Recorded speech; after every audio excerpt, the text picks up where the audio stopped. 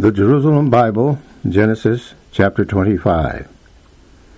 Abraham married another wife whose name was Keturah, and she bore him Zimram, Jokshan, Medan, Midian, Ishbak, and Shua. Jokshan was the father of Sheba and Dedan, and the sons of Dedan were the Asherites, the Lethushim, and the Limeum. The sons of Midian are Ephah, Epher, Hanok, Abida, and Eldiah. All these are the sons of Keturah. Abraham gave all his possessions to Isaac. To the sons of his concubines Abraham gave presents, and during his lifetime he sent them away from his son Isaac eastward to the east country. The number of years of Abraham lived was 175. Then Abraham breathed his last, dying at a ripe old age, an old man who had lived his full span of years, and he was gathered to his people. His sons Isaac and Ishmael buried him in the cave of Machpelah, opposite Mamre, in the field of Ephraim the Hittite, son of Zohar. This was the field that Abraham had bought from the sons of Heth, and Abraham and his wife Sarah were buried there. After Abraham's death, God blessed his son Isaac, and Isaac lived near the well of Leharai.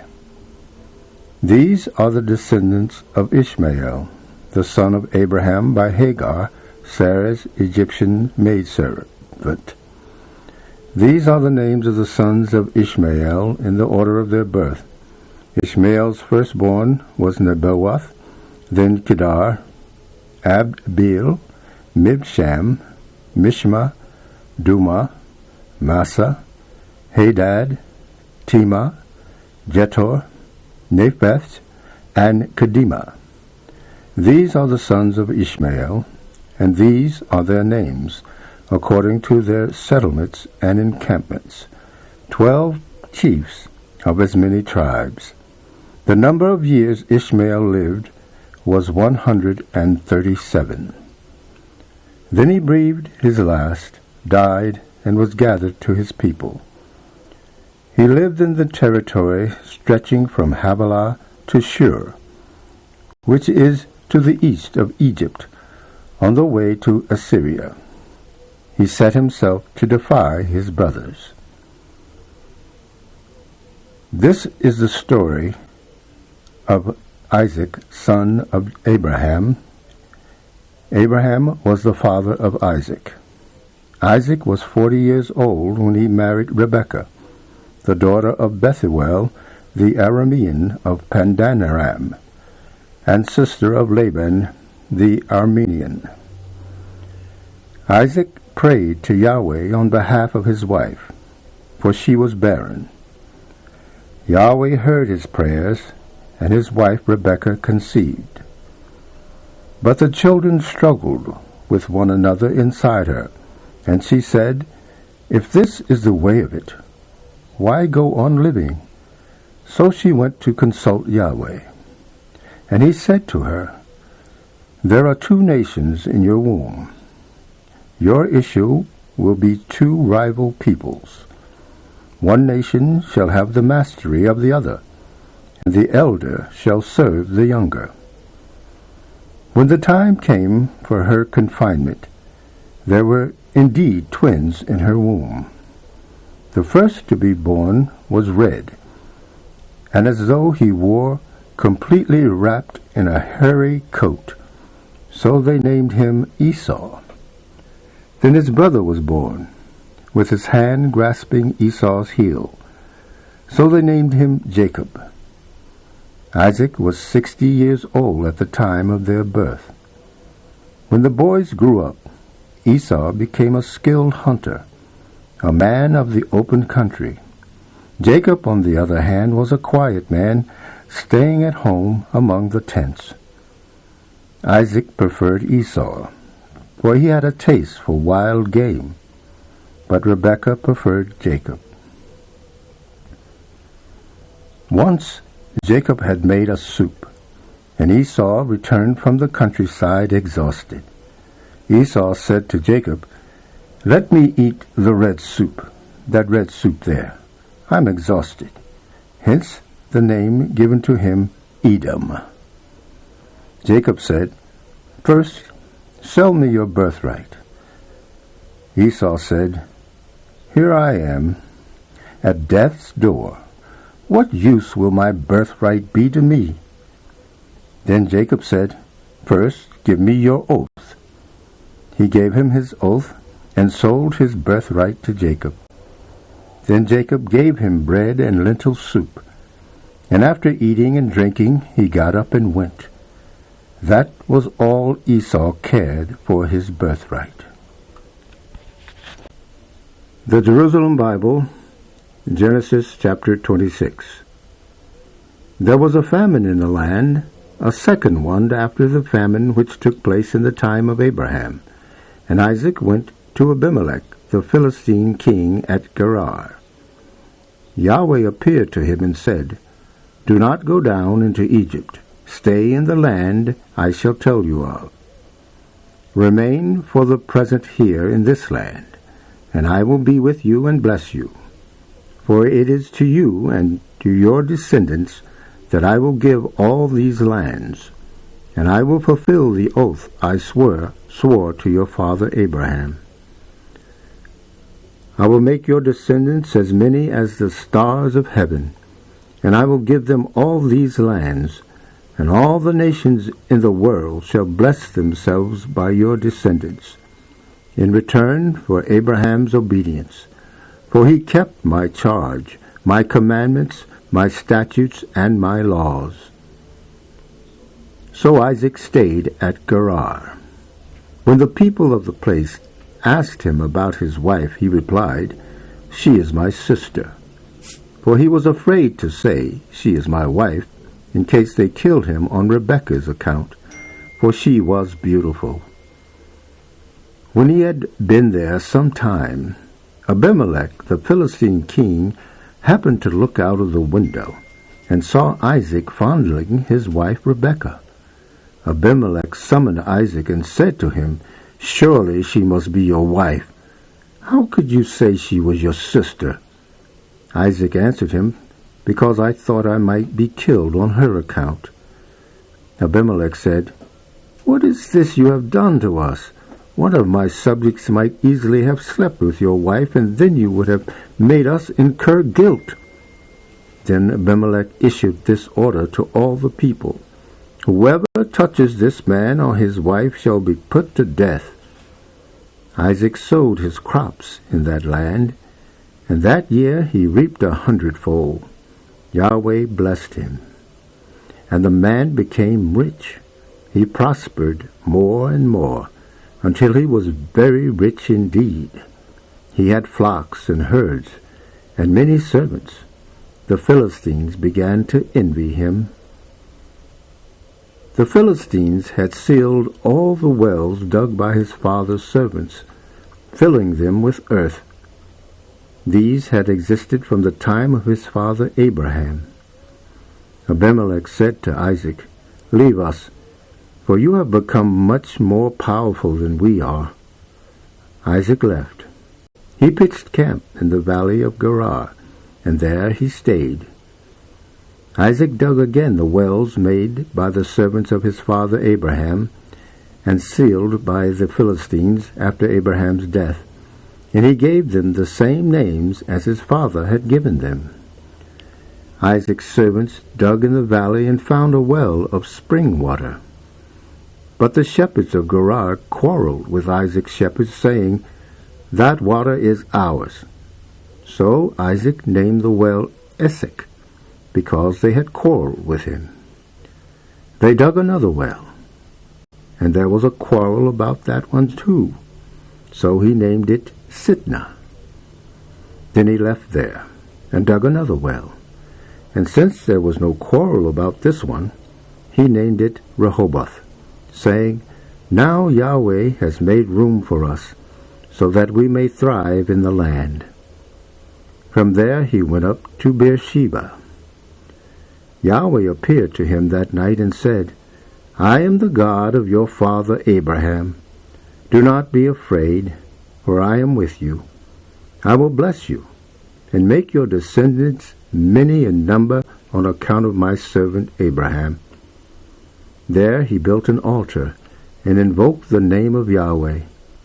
There he pitched his tent, and there Isaac's servants sank a well. Abimelech came from Gerar to see him, with his adviser Ahuzath, and the commander of his army Phicol. Isaac said to them, Why do you come to me, since you hate me, and have made me leave you? It became clear to us that Yahweh was with you, they replied. And so we said, Let there be a sworn treaty between ourselves and you, and let us make a covenant with you. Swear not to do us any harm, since we never molested you, but were unfailingly kind to you, and let you go away in peace. Now you have Yahweh's blessing. He then made them a feast, and they ate and drank. Rising early in the morning, they exchanged oaths. Then Isaac bade them farewell, and they went from him in peace. Now it was on the same day that Isaac's servants brought him the news of the well that he had dug. We have found water, they said to him. So he called the well Sheba, and hence the town is named Beersheba to this day. When Esau was 40 years old, he married Judith, the daughter of Beeri the Hittite, and Baeshemach, the daughter of Elon the Hittite. These were a bitter disappointment to Isaac and Rebekah. The Jerusalem Bible, Genesis chapter 27. Isaac had grown old, and his eyes were so weak that he could no longer see. He summoned his elder son Esau. My son, he said to him, and the latter answered, I am here. Then he said, See, I am old and do not know when I may die. Now take your weapons, your quiver and bow, go out into the country and hunt me some game. Make me the kind of savory I like and bring it to me, so that I may eat and give you my blessing before I die. Rebekah happened to be listening while Isaac was talking to his son Esau. So when Esau went into the country to hunt game for his father, Rebekah said to her son Jacob, I have just heard your father saying to your brother Esau, Bring me some game and make a savory for me. Then I shall eat it and bless you in the presence of Yahweh before I die. Now, my son, listen to me and do as I tell you. Go to the flock and bring me back 2 good kids, so that I can make the kind of savory your father likes. Then you can take it to your father for him to eat, so that he may bless you before he dies. Jacob said to his mother, Rebekah, Look, my brother Esau is hairy, while I am a smooth-skinned man. If my father happens to touch me, he will see I am cheating him, and I shall bring down a curse on myself instead of a blessing. But his mother answered him, On me be the curse, my son. Just listen to me. Go and fetch me the kids. So he went to fetch them, and he brought them to his mother, and she made the kind of savory his father liked. Rebekah took her elder son Esau's best clothes, which she had in the house, and dressed her younger son Jacob in them, covering his hands and arms and the smooth part of his neck with the skins of the kids. Then she handed the savory and the bread she had made to her son Jacob. He presented himself before his father and said, Father, I am here. Was the reply, Who are you, my son? Jacob said to his father, I am Esau, your firstborn. I have done as you told me. Please get up and take your place and eat the game I have brought, and then give me your blessing. Isaac said to his son, How quickly you found it, my son.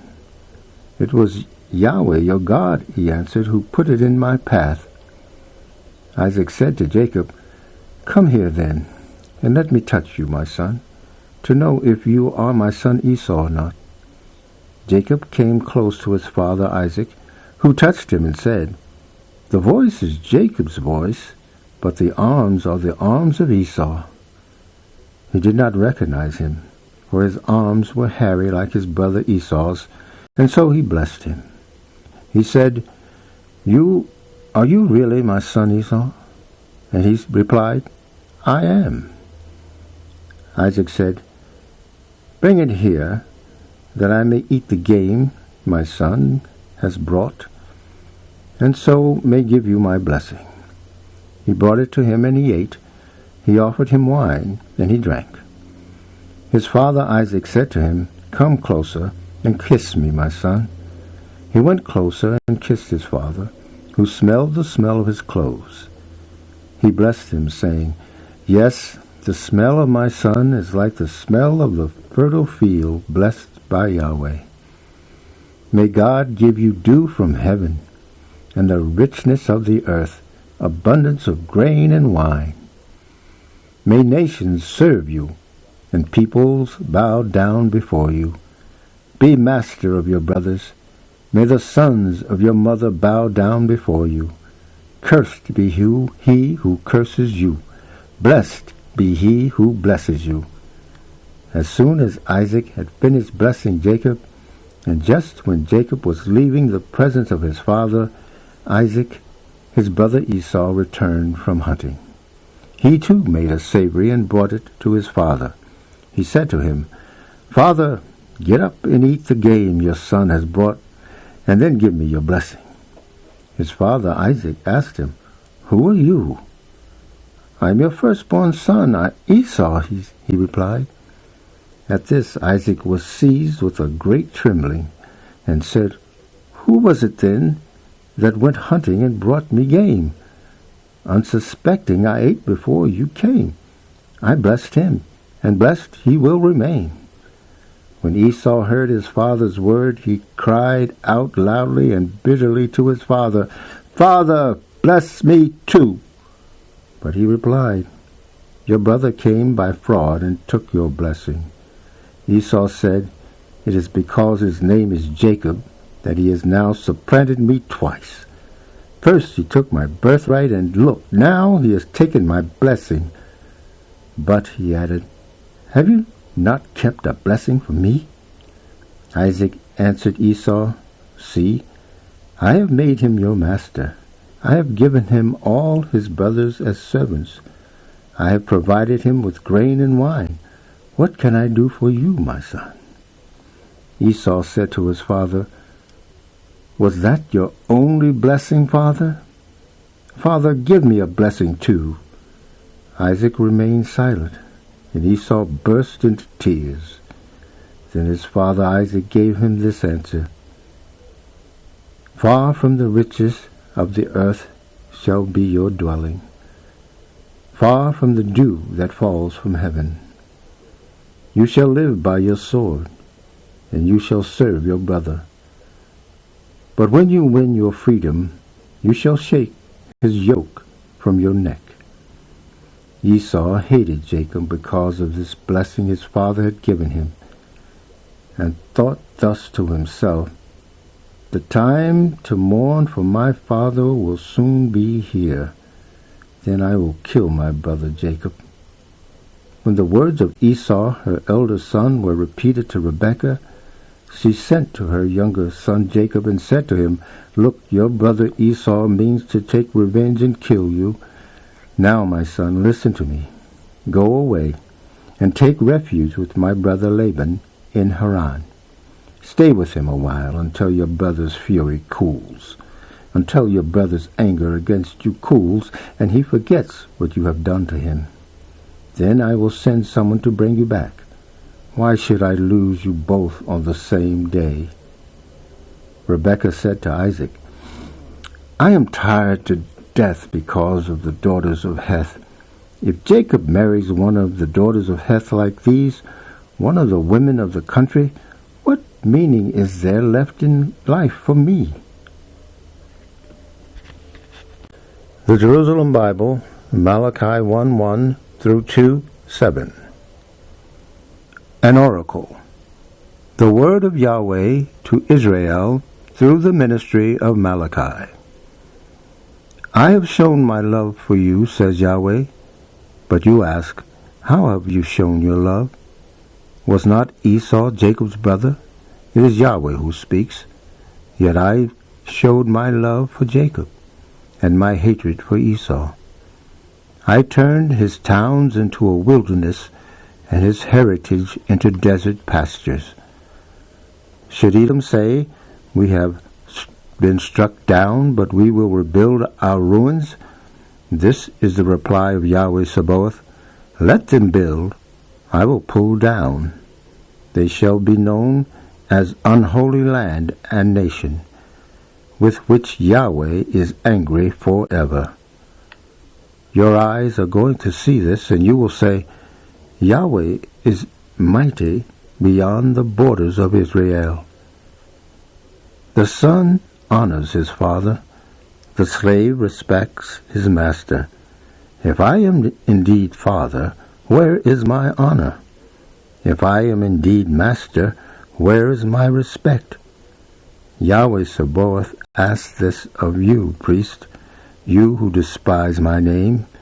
You ask, how have we despised your name? By putting polluted food on my altar.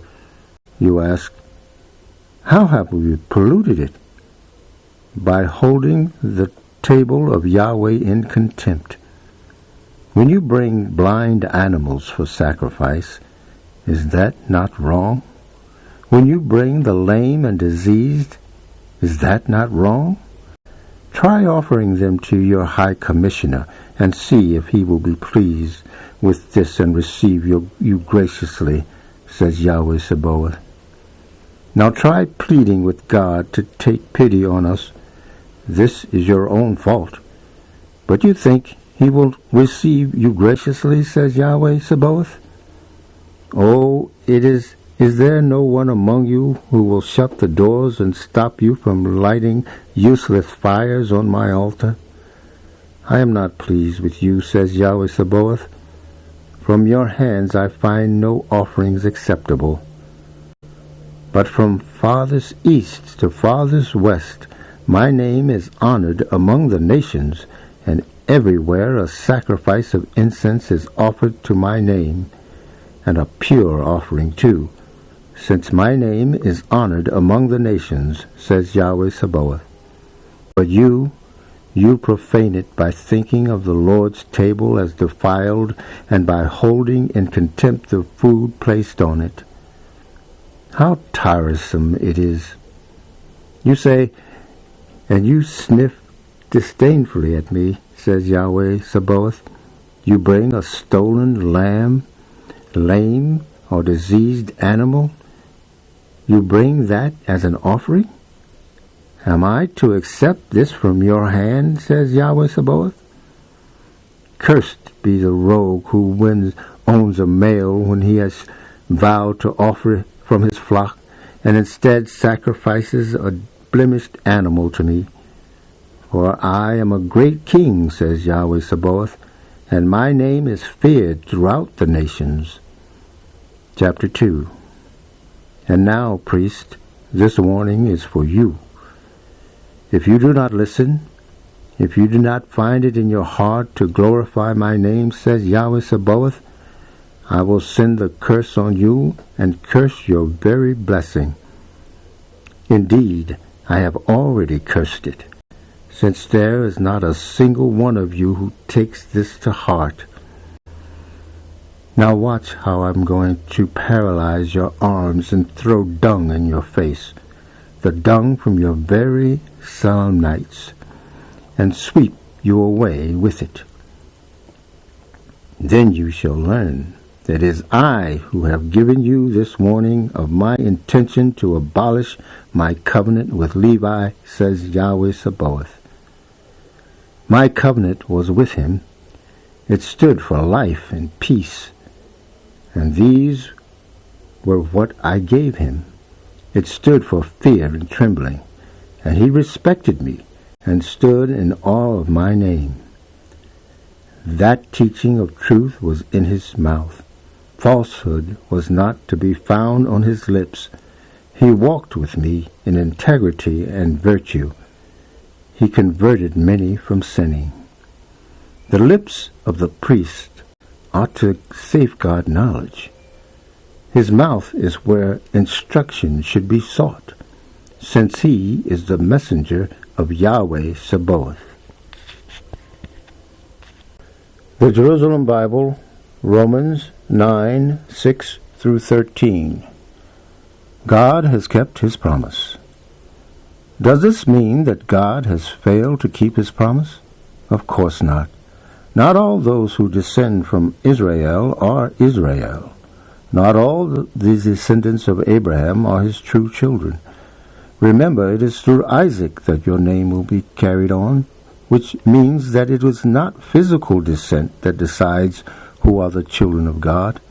It is only the children of promise who will count as the true descendants.